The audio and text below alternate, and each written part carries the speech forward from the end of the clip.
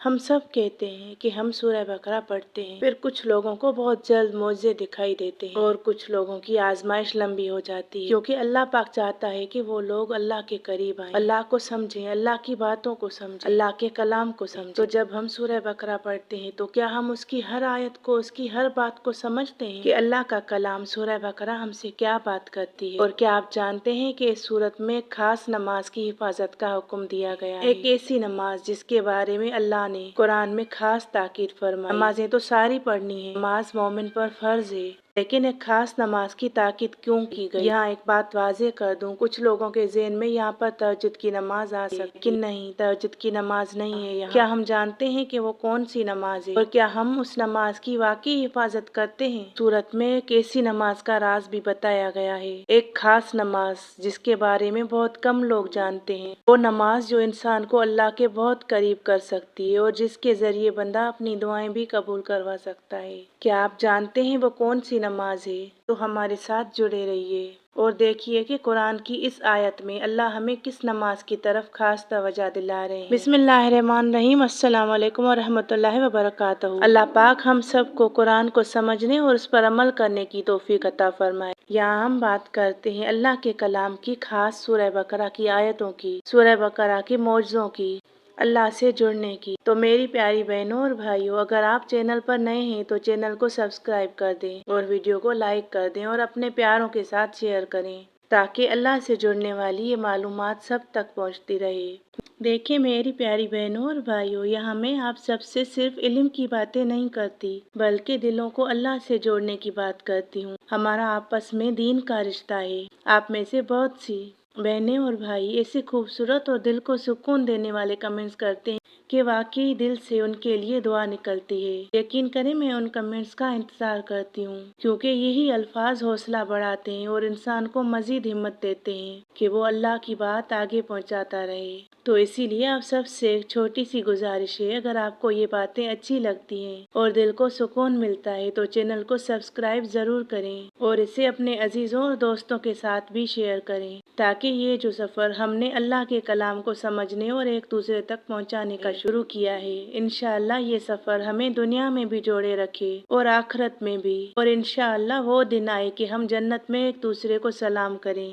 دیکھیں اللہ پاک قرآن پاک میں فرماتے ہیں سورہ بقرہ میں، اے مسلمانوں، ساری نمازوں کو بڑی پابندی سے ادا کرتے رہا کرو، خصوصاً بیچ کی نماز عصر کا بڑا التزام کیا کرو اور اللہ کے سامنے بڑے ادب سے کھڑے رہا کرو۔ آیت میں آگے ہے، اگر تم کو خوف ہو تو تم خواہ پیدل ہو یا سوار ہو، جس حال میں ہو نماز پڑھ لو۔ جب تم پر سکون ہو تو تم اللہ کو یاد کیا کرو جس طرح اللہ نے تم کو سکھایا ہے، جو تم پہلے نہیں جانتے تھے۔ دیکھیں ہم غور کریں، ہم ویسی نماز پڑھتے ہیں جیسے اللہ نے حکم کیا ہے، نماز کو وقت پر ادا کرنے کا حکم کیا ہے، بڑی پابندی کے ساتھ ادا کرنے کا حکم کیا ہے، خاص عصر کی نماز کا یہاں ذکر کیا ہے۔ اللہ پاک نے فرمایا جب تم پرسکون ہو تو تم اللہ کو یاد کیا کرو، یعنی پریشانیاں چھوڑ کر دل سے تسلی کے ساتھ، مکمل توجہ کے ساتھ۔ اور آگے اللہ پاک فرماتے ہیں جس طرح اللہ نے تم کو سکھایا ہے، تم پہلے نہیں جانتے تھے۔ تو دیکھیں ذرا غور کریں، ہم ویسی نماز پڑھتے ہیں جیسی اللہ پاک فرماتا ہے، یا ہم طوطے کی طرح رٹی ہوئی نماز پڑھتے ہیں، یا دل سے کی ہوئی نماز پڑھتے ہیں، دل سے پڑھتے ہیں۔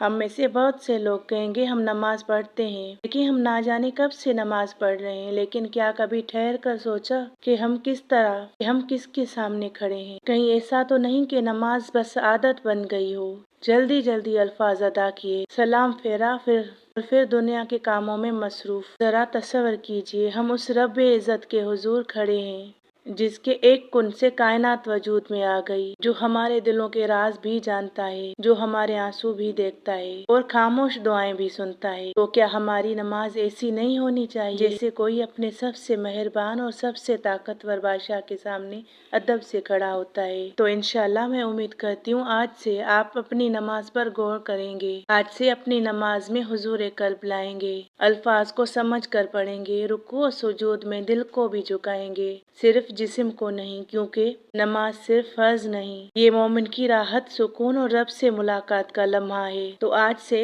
عہد کریں انشاءاللہ اپنی نمازوں پر توجہ دینی ہے، ایسی نماز پڑھنی ہے جو ہمیں بدل دے، ہمارے گھروں میں نور بھر دے۔ دیکھیں اللہ پاک نے ہمیں صرف نماز پڑھنے کا حکم نہیں دیا بلکہ یہ بھی سکھایا کہ کس طرح پڑھنی ہے، پوری توجہ کے ساتھ، ادب کے ساتھ اور اس احساس کے ساتھ کہ ہم اپنے رب کے سامنے کھڑے ہیں۔ لیکن ذرا ہم خود سے ایک سوال کریں، کیا ہم واقعی ویسی نماز پڑھتے ہیں جیسی اللہ تعالیٰ چاہتے ہیں؟ نماز کی اہمیت تو ہم سب جانتے ہیں، ہم نماز پڑھتے بھی ہیں، لیکن ہمیں ایسا لگتا ہے ہماری اب عادت بن گئی ہے جسے ہم جلدی جلدی پورا کر لیتے ہیں، ایک کام کی طرح۔ اکثر ایسا ہوتا ہے ہم اسے صرف فرض ادا کرنے کی طرح پڑھ لیتے ہیں، جیسے ایک عادت ہو یا جیسے کوئی چیز یاد کر کے دہرا دی ہو، طوطے کی طرح رٹی ہوئی نماز۔ کب سے، نہ جانے کب سے ہم یہ نماز پڑھ رہے ہیں۔ دیکھیں اللہ پاک نے سورہ بقرہ کی آیت نمبر 238 اور 239 میں یہی بتایا ہے کہ اپنی نمازوں کی حفاظت کرو اور خاص طور پر درمیانی نماز کی، اور اللہ کے سامنے ادب کے ساتھ کھڑے رہو، اور اگر تم خوف کی حالت میں ہو تو پیدل یا سواری پر بھی نماز ادا کر لو، اور جب امن ہو جائے تو اللہ کو اس طرح یاد کرو جس طرح اس نے تمہیں سکھایا ہے۔ دیکھیں یہ آیتیں ہمیں سکھاتی ہیں کہ نماز مومن کی زندگی کی سب سے بڑی طاقت ہے، خاص طور پر درمیانی نماز یعنی عصر کی نماز کی حفاظت کی تاکید کی گئی ہے۔ یہ آیت مدینہ میں اس وقت نازل ہوئی جب مسلمان مختلف مشکلات اور خوف کی حالتوں سے گزر رہے تھے، اس لیے اللہ تعالیٰ نے یہ بھی سکھا دیا کہ اگر حالات مشکل ہوں تب بھی نماز چھوڑنا نہیں ہے۔ اور آج ہم بنا کسی وجہ کے تھوڑی تھکاوٹ محسوس کر کے ہم کہتے ہیں ابھی نماز نہیں پڑھتے، کئی بار قضا بھی کر دیتے ہیں، حالانکہ اللہ تعالیٰ نے بتایا ہے کہ اگر کتنے بھی حالات سخت ہوں، مشکل ہو، نماز نہیں چھوڑنی۔ تو جب ہم سورہ بقرہ پڑھتے ہیں تو صرف تلاوت ہی کافی نہیں بلکہ اس کی آیات کو سمجھنا بھی ضروری ہے، کیونکہ اس سورت کی ہر آیت میں برکت اور ہدایت ہے، اور حقیقت یہی ہے کہ جب ہم قرآن کو سمجھ کر پڑھتے ہیں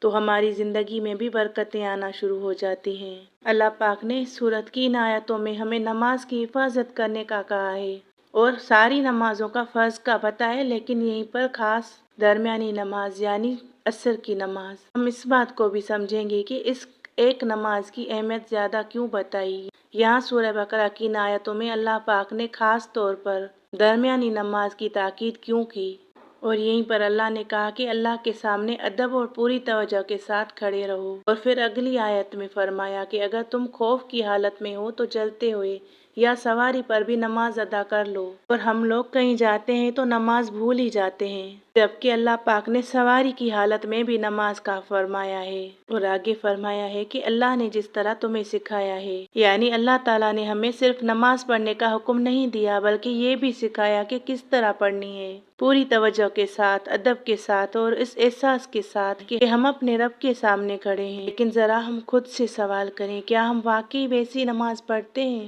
جیسی اللہ تعالیٰ چاہتے ہیں؟ پھر ہم شکایتیں کیوں کرتے ہیں کہ ہماری دعائیں قبول نہیں ہو رہی، ہم سورہ بقرہ پڑھتے معجزے نہیں ہو رہے، یا ہم اللہ کے حکم کو مانتے ہیں جیسا اللہ نے حکم دیا ہے؟ نماز کی اہمیت تو ہم سب جانتے ہیں، ہم نماز پڑھتے بھی ہیں، لیکن اکثر ایسا ہوتا ہے ہم اسے صرف فرض ادا کرنے کی طرح پڑھ لیتے ہیں، جیسے ایک عادت ہو، جیسے کوئی چیز یاد کر کے دہرا دی ہو۔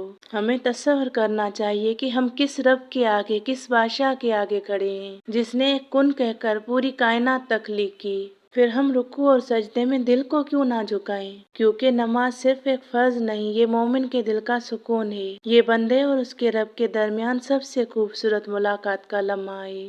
دیکھیں اس آیت میں جو اللہ پاک نے درمیانی نماز فرمایا ہے، علماء کی اکثریت کے مطابق یہاں درمیانی نماز سے مراد عصر کی نماز ہے، اور اس کی اہمیت صرف اس آیت میں ہی نہیں بلکہ کئی احادیث میں بیان کی گئی ہے۔ صحیح مسلم اور صحیح بخاری میں روایت ہے کہ حضرت محمد مصطفیٰ صلی اللہ علیہ وسلم نے فرمایا، جس شخص کی عصر کی نماز فوت ہو جائے گویا اس کا اہل اور مال سب ضائع ہو گیا، یعنی عصر کی نماز چھوڑ دینا اتنا بڑا نقصان ہے جیسے انسان اپنی سب سے قیمتی چیز کھو دے۔ ایک اور حدیث میں آتا ہے جس نے عصر کی نماز چھوڑ دی اس کے اعمال ضائع ہو سکتے ہیں۔ کیا ہم اتنی اہمیت جانتے ہیں نمازوں کی؟ بعض لوگ تو پڑھتے ہی نہیں، اور بعض کبھی پڑھتے ہیں کبھی چھوڑ دیتے ہیں، کوئی نماز چھوٹ گئی تو کوئی مسئلہ ہی نہیں۔ یہ احادیث اس نماز کی غیر معمولی اہمیت کو ظاہر کرتی ہیں۔ دیکھیں عصر کی نماز کی اہمیت زیادہ کیوں بتائی گئی۔ نمبر پہلا، یہ مصروفیت کا وقت ہوتا ہے۔ عصر کے وقت لوگ اپنے کاموں، کاروبار اور دنیاوی معاملات میں بہت زیادہ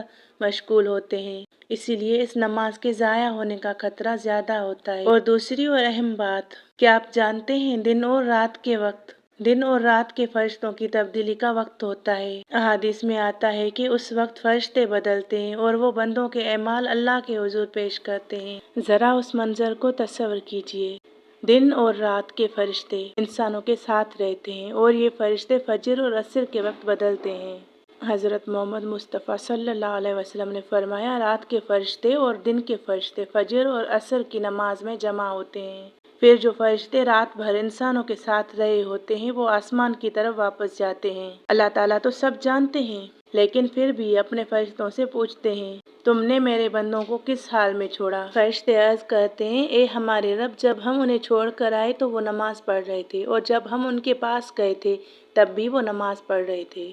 ذرا سوچیں، یہ دو نمازیں یعنی فجر اور عصر کی نماز، تو ذرا سوچیں اگر اس وقت بندہ جب نماز میں کھڑا ہو تو آسمان پر جانے والے فرشتے اس کے بارے میں اللہ کے حضور گواہی دیتے ہیں کہ اے اللہ، تیرا بندہ نماز میں تھا، اور اگر اس وقت انسان دنیا کے کاموں میں غافل ہو تو گواہی بھی نہیں ملتی، اسی لیے عصر کی نماز کی حفاظت کو اتنی اہمیت دی گئی ہے۔ تو سوچئے، ذرا تصور کیجئے، کتنا خوش نصیب ہے وہ بندہ جس کے بارے میں فرشتے آسمان پر جا کر اللہ کے حضور گواہی دیں کہ یا اللہ، ہم نے اسے نماز میں پایا تھا۔ نمبر 3، ایمان کی حفاظت کا امتحان۔ جو شخص مصروفیت کے باوجود عصر کی نماز کی حفاظت کرتا ہے وہ دراصل اپنے ایمان کی حفاظت کر رہا ہوتا ہے۔ تو اس لیے جب ہم سورہ بقرہ پڑھتے ہیں تو صرف تلاوت ہی نہیں بلکہ اس کے پیغام کو سمجھنا بھی ضروری ہے۔ تو میری پیاری بہنوں اور بھائیوں، اسی لیے جب ہم سورہ بقرہ پڑھتے ہیں تو صرف تلاوت ہی نہیں بلکہ اس کے پیغام کو بھی سمجھنا ضروری ہے۔ ہر آیت پر غور کرنا ہے، ہر آیت پر عمل کر کے اپنی زندگی میں لانا ہے، کیونکہ اس سورت کی ہر آیت ہدایت اور برکت سے بھری ہوئی ہے۔ جب ہم قرآن کو سمجھ کر پڑھتے ہیں تو ہماری زندگی میں بھی برکتیں آنا شروع ہو جاتی ہیں۔ اب آخر میں آئیے سب مل کر دعا کرتے ہیں۔ اے ہمارے رب، تو دلوں کے حال جاننے والا ہے، تو ہر مظلوم کی آہ سنتا ہے۔ یا اللہ، دنیا کے جس خطے میں ہمارے مسلمان بہن بھائی مصیبت میں ہیں، یا اللہ ان کی مدد فرما۔ یا اللہ، فلسطین کے مظلوموں کی حفاظت فرما، ان کے گھروں میں امن اور سکون عطا فرما، ان کے بچوں کو بھوک، خوف اور جنگ سے نجات عطا فرما۔ یا اللہ، مسجدوں اور مقدس مقامات کی حفاظت فرما۔ یا اللہ، مظلوموں کی فریاد سن لے اور ظالموں کے ظلم کو ختم فرما۔ یا اللہ، دنیا کے ہر اس مسلمان کی مدد فرما جو قید و بند میں ہے، خاص طور پر اے اللہ ہماری وہ بہن جو کئی مہینوں سے اپنے شوہر کی رہائی کے لیے دعا کی درخواست کر رہی ہیں۔